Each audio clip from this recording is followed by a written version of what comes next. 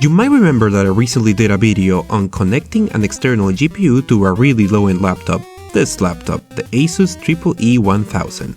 Now there's one thing about that computer that I did not mention in that video that is interesting. When it was released on 2008, this laptop was apparently worth $699. $700 freaking dollars. Although at some point the price was dropped to $599 US, and some variants of that line seem to be closer to $430.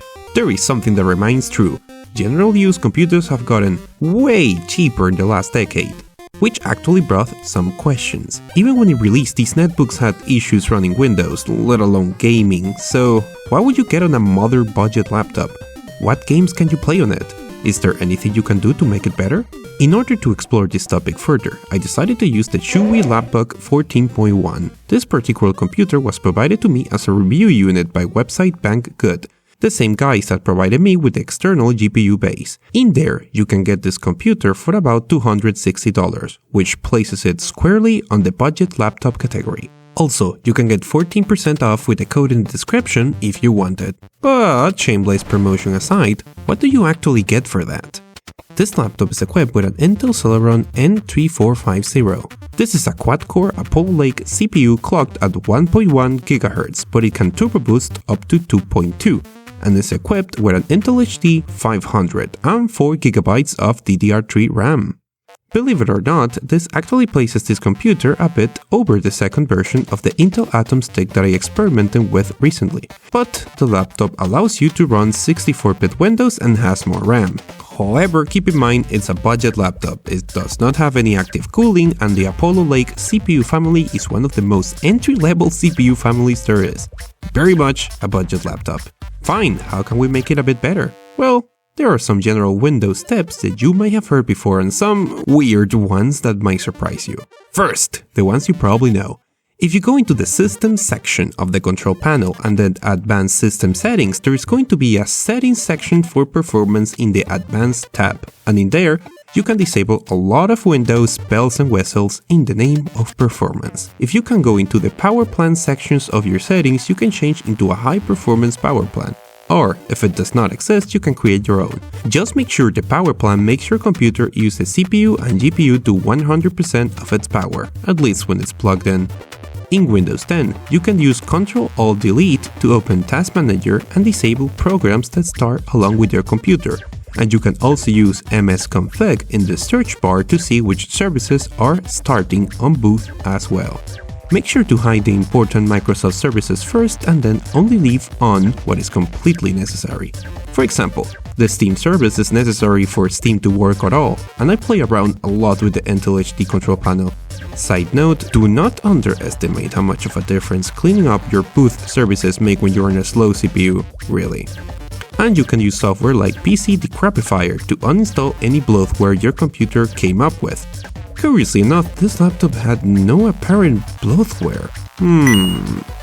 Next, less obvious tweaks. When people gaming on laptops ask me to recommend just one thing, I always recommend this: update your damn Intel HD driver. If you have an Intel HD laptop, chances are that you have a custom driver that kills performance to extend battery life. As I explained in an integrated graphics video I did ages ago, if you try to use the automatic Intel HD installer and you get an error like this, you really should install the non-custom driver if you want the best performance. You can use the automatic update tool to see which version of the driver you need, then search that version of the driver in the Intel website and install it manually with the method on the video I did. I did not need to do this because this computer was already running the stock Intel driver.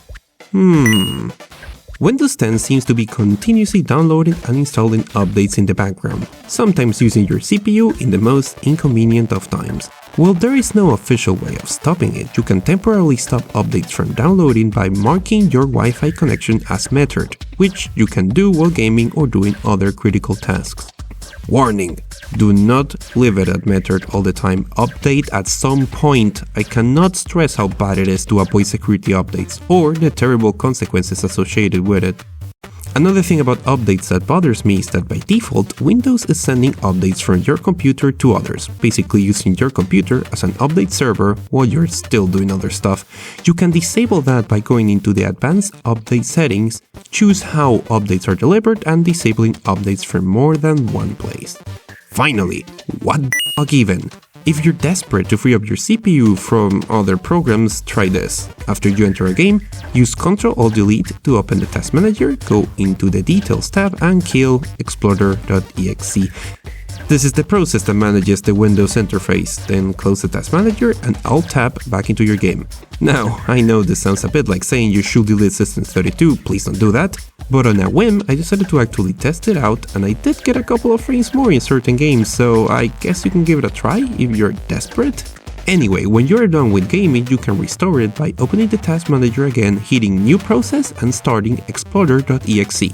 But that does not really answer the third question. What kind of gaming can you get out of a laptop like this?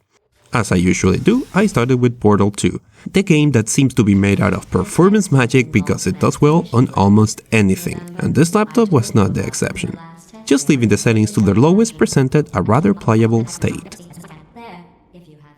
I decided to do a short test on Left 4 Dead 2, a game I had not tried on this channel before, but that often seems to be made of the same black magic Portal 2 is made from.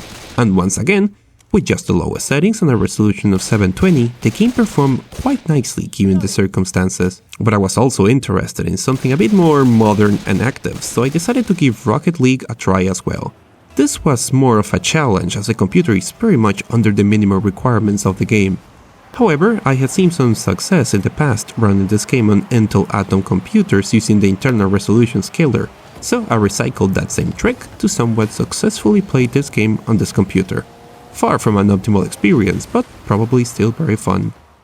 I did a similar configuration for Mass Effect 2 no long after that, which I decided to test on this laptop as well, with more success than I saw on some of the Intel Atom configurations, although with some obvious sacrifices to visual quality, but still arguably playable. So, I decided to finish with a bit of an extreme experiment and threw Grand Theft Auto 5 into this computer using the low-end configuration found on this link. A resolution of 720 and an internal resolution of 0.5, and on the calmer areas the game does somewhat fine, although it still struggles with some of the most intense moments, but impressive for such a low-end laptop. So what is the bottom line? Well, I'm sure at this point hundreds of people will have commented that it is more budget effective to build a desktop for that price. If you need a cheap laptop for work or school and are looking to do some light gaming while out there, keep in mind these general and game-specific adjustments if you want to have the best chance of enjoying your low-end gaming experience. Thank you to the patrons who help fund these videos as usual. Remember to subscribe for more game-specific videos in the future.